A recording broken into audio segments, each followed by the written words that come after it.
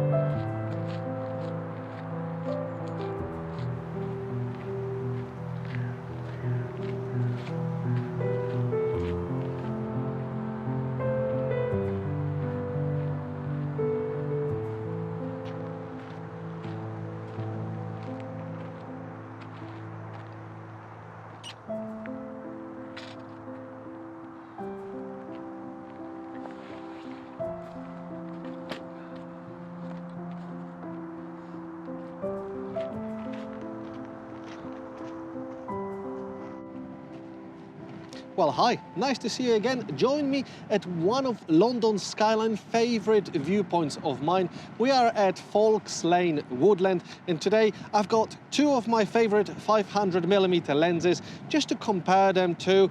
They are in a completely different price bracket. This one's 3,600, and this one, used as it's about a 30-year-old lens, goes on eBay for around 1,000. So they are very different. This one's f4, this one's 5.6. This one's massive and super heavy. This one's actually quite lightweight and much smaller. So there's quite a lot of differences between these two lenses, and I'm gonna tell you which one is better for your budget if you do have a spare 3,600 or just £1,000. It is a really nice view in here, but today is ridiculously windy and it's not actually that nice. It's quite overcast, there's not much detail behind the skyline. But there is a reason why I'm shooting this video today, which I will get on to later. First up, a little bit of history on this beast, because this is a vintage, legendary lens. It's a 500mm f4P. So when I wanted to purchase a lens like this around 2017, 2018, I didn't want to spend too much money, and I figured out that if you get an old AI mount lens, it will produce equally as good quality for especially cityscape photos as a modern lens. So I went looking for them AI lenses, 500 f4s or 600 f4s, and then I found this model that came about on eBay, and the owner said it's in perfect conditions and it recently been serviced. So I went for it. I won it on eBay for £1,100, and I thought that this was actually a steal for this quality of lens. When I got this lens, I tested it out. It was beautiful, absolutely perfect. So I was pretty happy with this purchase. that I did in 2018. I think I got it around November, so exactly 2 years ago. And over the next year, I shot quite a lot of projects, time lapses with this lens, and I especially absolutely loved this lens when shooting at night, something above 5.6 or f8, because these beautiful sun stars just appear on this lens, where on modern lenses, they don't show up until f16, but even at f16, manufacturers now try to reduce because a sun star is not quite a desirable effect, apparently. I absolutely love this, especially at 500mm. Check out some of these nighttime time lapses that I shot around the Christmas lights around Regent Street, Piccadilly Circus and Oxford Street on this lens.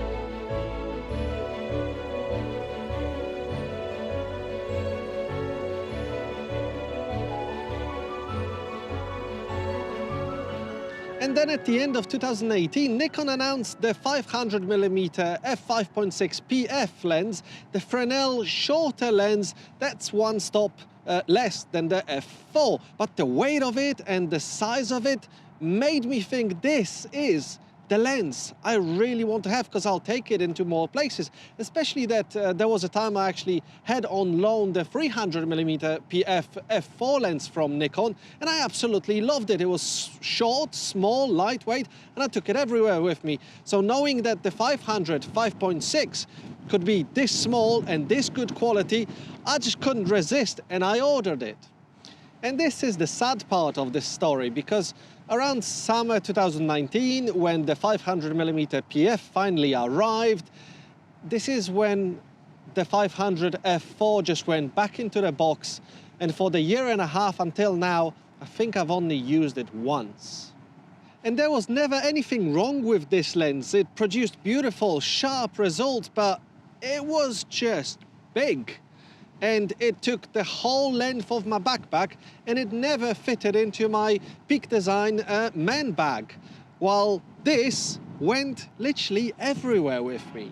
All right, story time over. Let me show you some of the images and videos shot with a same body Z6 on the 500 PF compared to the 500 f4. In these examples, you'll see the 500p on the left at f4, then at 5.6 we're being joined by the PF on the right. First it's always center, 100% crop, then the corner, 100% crop. And as you can see, the 500 PF is slightly sharper, but then when we got to f8 and f11, the sharpness really is on par in the center, while the corner performance is slightly better. And now I've put the 2x teleconverter, which makes an f4 and an f8, so it's not that great in either center or corner, but at f11, it becomes really sharp on both lenses, probably winning PF in the corners, but at f16 the PF really is sharp in the corner, while they both perform well in the center. And here's video shots in 4K while I'm only using the 100% crop 1080p, as this video is 1080p of the center of the frame, which makes the focal length double. So currently this is 1500 millimeters, and we're going to be moving into 3000 millimeter territory in a moment, and just seeing how sharp it can be on both the PF as well as in the center on the P lens makes the P lens especially incredible value for the price. Well, you just expect this quality and this sharpness even on the 2x teleconverter on the PF lens, because for £3,600 you just expect brilliant performance. And now let's go back to the studio where I explain you some of the finer details between these two lenses. I said studio, didn't I? Now it's my living room that I makeshift convert into a studio space with a huge octagonal light and LEDs in the background, all while my kids are in school. Anyway, let's get back to these two lenses. Well, this is it. This is the 500mm f4P that, according to that website that I showed you earlier, is 32 years old. But it's a lovely lens and the images it produces are superbly sharp. Here I got it with the FTZ adapter, and compared to the 500PF lens, also with an FTZ adapter, this weighs 3.1 kilos, while this setup weighs only 1.5 kilos. So a huge difference, half the weight. While in size, if I sort of line them up so you can see them, yeah, it is at least a third longer, and you saw it while I was packing it in the backpack. This went literally to the side and I was able to put some other stuff at the top, while this literally took the whole length of my rather big backpack from the top to bottom, so I couldn't pack anything else in that sort of middle column of the backpack.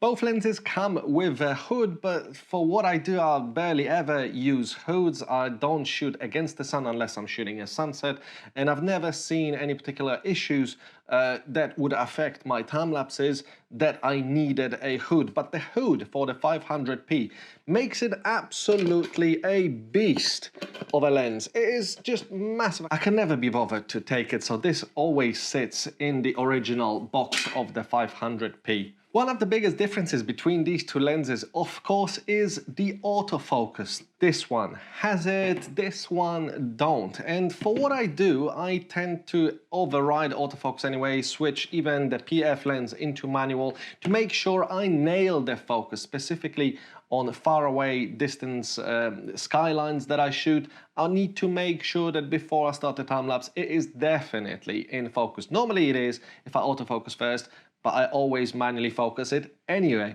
But when I'm walking about, and this comes to the second point, the portability of this lens, I take this into my Peak Design man bag, while this I would never dare to put in my Peak Design man bag. Even when I take the PF into the man bag with me, it feels a bit heavier together with a camera, and I usually take another lens or two. That becomes a heavy bag, and every now and then after a day of walking with a bag with f500 and some other lenses, my back tends to hurt. I wouldn't dare even to take this because it would be ridiculous. Hence I can only take it when I take the backpack with me, and it still makes the backpack rather heavy, while this not so much.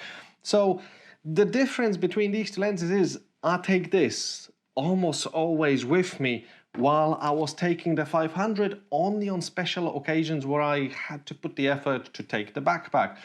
While the 500 I just took on walkabouts, just to snap a few photos here and there while walking around, and that's when the autofocus came in really handy because I didn't have to focus manually.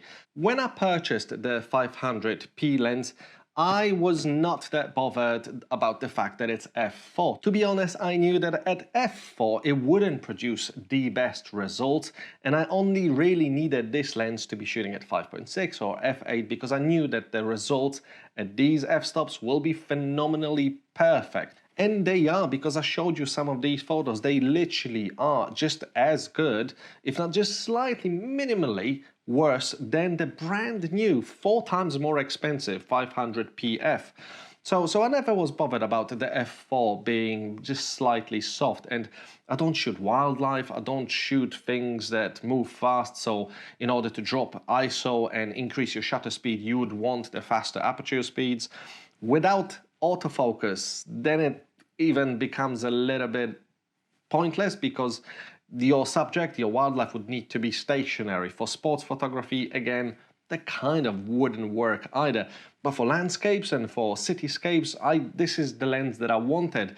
And when Nikon announced the 500 PF, and I found out that I was able to buy it at a slight discount, as I tend to work with Nikon here in the UK, I just couldn't resist, and I knew that I will get it. If I don't like it, I will sell it, or if I like it so much better than the 500p that I just recently, back in 2018, got, I will sell the 500p. But I was holding off to this lens for this one reason that I mentioned to you earlier. It was the sun stars, especially at night, either for shooting cities or for shooting traffic and cars coming towards you. It just cannot be replicated. This lens literally just doesn't do it. At wide open 5.6 or at f8 or at f16, just doesn't do sun stars at all. At wide open, it does this rather nasty, blobby looking lights like balls that I absolutely hate, but it is so much sharper at 5.6 during daytime and at nighttime than this is even at 5.6.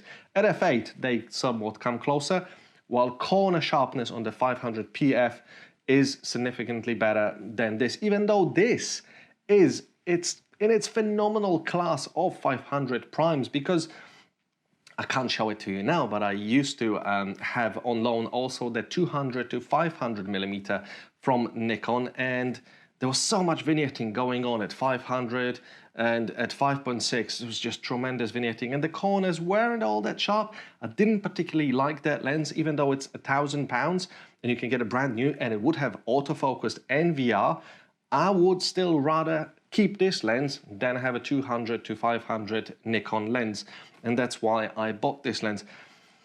But as I'm not shooting all this much of sun stars, nighttime, and I will live without the sun stars for slightly better sharpness and better performance at wide open at 5.6, this is where I come to tell you that this lens has now been sold. I've just recently sold it and I've lost some money on it. I only sold it for £965, so I say lost about £150 together with eBay fees. But there was no need for me to keep this lens. I absolutely love it, but just it was sitting in a corner. It was sitting in its box and not being used, because anytime I had the opportunity to take a 500, I would just not even think about it. I would always take the 500 PF. So it is with sadness that I'm letting this lens go, and like a few hours after I'm filming this lens will be getting packed and shipped to the new owner. It is sad. I really will miss this lens. The look of this lens just is something else. Maybe one day I'll get a 600 f4 from this era to get even a slightly similar result that I was getting with this 500. But this is the thing with old vintage lenses. When you buy a used lens, this is a 32-year-old lens. It costed me, as I mentioned earlier, £1,100 here in the UK. It's not like it will lose much money. I thought that I might just get the exact same amount for this lens back when I will get to sell it one day. And I had it listed for 1,100. Wasn't getting as much traction. Some people were trying to bid me lower, started lowering by 50, 50, 50, and eventually I got the sale at £965 after some negotiating, and I'm quite happy with it. I sold time lapses with it. I made quite a lot of money with this lens, so losing £150 over the course of 2 years by using this lens in the first year, most of the time, well, all the time, I wanted a 500 because I didn't have the 500 PF. This lens paid itself off, definitely, and now someone else will actually get to enjoy this lens, which also makes me quite happy. And I think that's it. So to conclude this video, if you have around £1,000, £1,500 and you want a superb 500mm lens, I would recommend you get a vintage 500 or 600 f4 lens like this AIP lens rather than the brand new 200 to 500. Also worth mentioning here is that I used to have a Tamron 150 to 600 some time ago, the Mark I lens, and it was okay, but only up to 450. And you can get these Tamrons now quite cheap for about 500, 600 pounds used as far as I know. And it had autofocused VR, but it was never, nowhere near as sharp as this 500. So for that budget, 1,000, 1,500, you can get a brilliant 25, 30-year-old 500 lens that's manual focus, and yeah, it produces brilliant results as long as you communicate with the seller and find out everything about the lens. You'll get a brilliant example. While if you have £3,600, I would recommend you get the 500 PF lens. It is amazing. I know for about £3,500 you can get 5 or whatever year old, rather new but not the latest model, 500 f4 or 600 f4 that, you know, been used by a professional with autofocus and VR. But it will be roughly the same size as this, and you're only gaining one stop. While this, you will be able to take literally everywhere with you, as it fits in any backpack. Even with the FTZ adapter, it fits in my Manfrotto. Why do I keep saying Manfrotto? Peak Design man bag, the most popular everyday messenger bag that you've seen photographers carry. Yeah, speaking about that, it's kind of a giveaway for like any robbers out on the street that they see you carrying that bag. Well, anyway, deviating from the point. This lens you will carry with you because it's just so small and portable and produces amazing results. And I would rather have this 500 PF lens than a 5-year-old 500 or 600 f4 that's this size but has a stop faster aperture. So yeah, these two lenses are very different, definitely in the price range difference, but both serve an amazing purpose and can produce amazing results. But this one you will just use more often, and you should spend the money, if you have that sort of money, on a lens you will actually use rather than something that will just sit in a box and be used only from time to time on a specific project. Just makes no sense to keep both of these lenses. So this one has gone, and it is sad, but this lens has gone, and this video is my farewell goodbye to this lens. I will miss you. Thanks a lot for watching. My name is Michael Thomas. I'm a London-based time-lapse travel and architecture photographer, and hopefully you enjoyed this video. And if I can recommend you one video to watch after this one, is this video that's popping up over there, where I took the 500 and the 2x teleconverter to the top of the Shard and got some videos and photos from there with a 1000mm setup. See you guys in the next one.